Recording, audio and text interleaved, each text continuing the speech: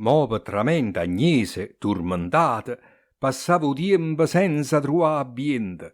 Renzo mannava scritta innamorata, parole di fuoco, chiene di sentimento, e le mannava a dire che chiuno stava insieme ai parenti suoi a faticare, ma stava nata parte e allà scriveva sperando presto da poter incontrare. T'aspetta, vita mia, carezza dolce, ma dorme e din dei suoni sonno a te. Mi scende e sento un pietto che mi coce più forte a passione e te vedere.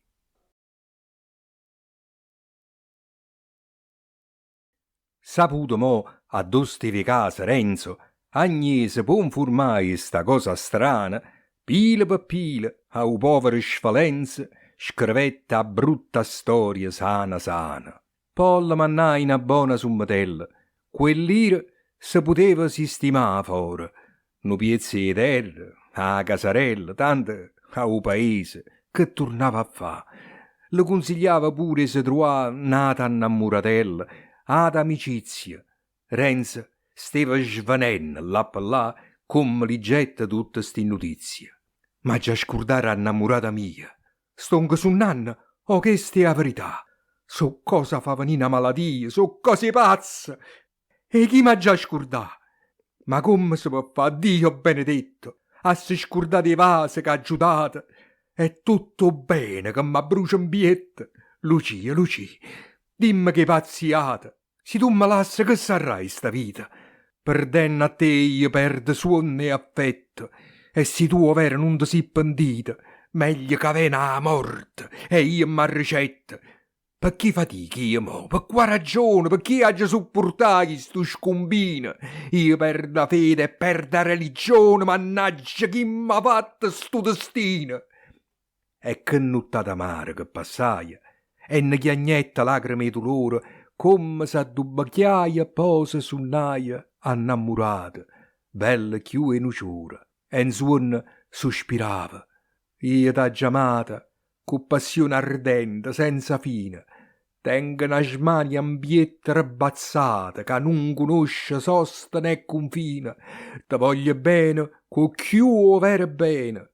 Per me si vita, forza, gioventù e niente può spazzare che sti catene e io moro, se non torna tu.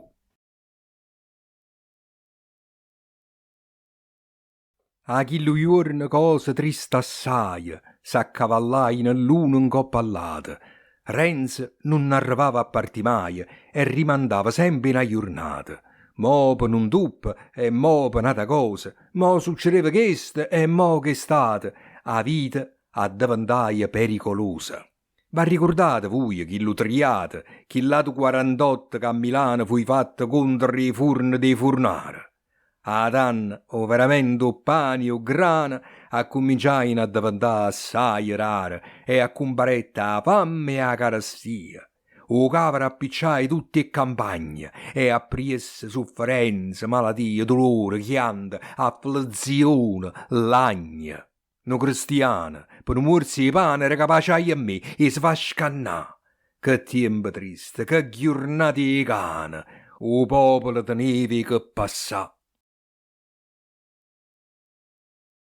Che la tragedia, pur assai pesante, niente era a paragone nato fatto, che ne portai disgrazie ma abbondante, e a centenari morte all'intrasatte.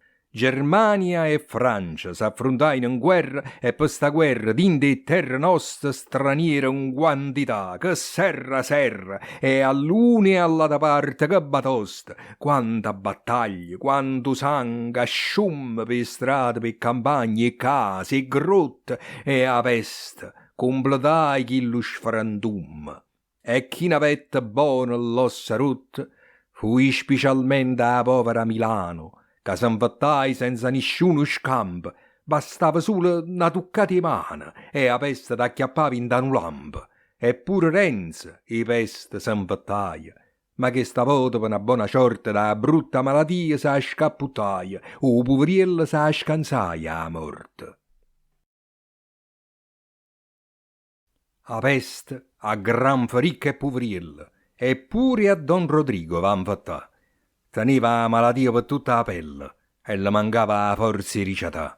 A tutta quanta la banda fu inchiantata e abbandonata dentro lazzaretto. Issa, una volta ricca e titolata, ma non teneva manco più un lietto. Gettata in coppa a paglio, malandrina, martirizzata, a spasimo e dormiente. Si consumava come una lumina, pareva più paziente di paziente.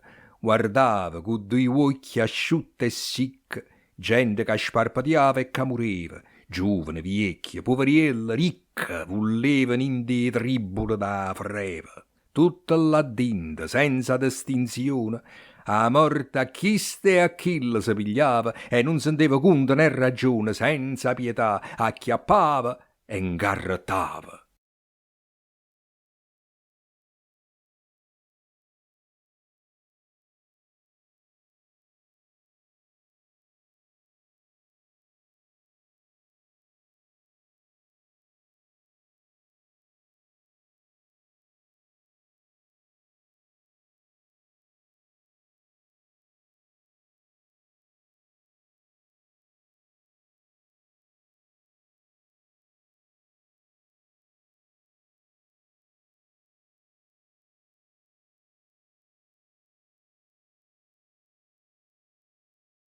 Da peste pure Renzo fu infettato, già ho sapito, ma dopo un mese, ascetta da un pericolo sanato, se ne tornai a casa, in do paese, perché a sentire vicino tutto fatto e chi lo vuto, e che la pazzaria fatta da innamorata, all'intrasatta, e per cercare di convincere a Lucia che chi non vuto fa perché è costretta e poi la promessa fatta non mantena, non è per fare un'offesa né dispietta e annanzi a Dio nessuna colpa tena.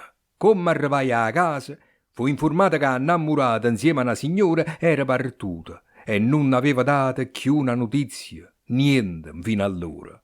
Però che la signora era in Milano e certamente era tornata là, ma stesse buona attienda e ghiesse chiana, sì proprio era decisa da cercare, perché quella città steva inguaiata di peste e si diceva a tutte parti che i guardie sorvegliavano ogni strada per sci o trasì, promesse, timbre, carta.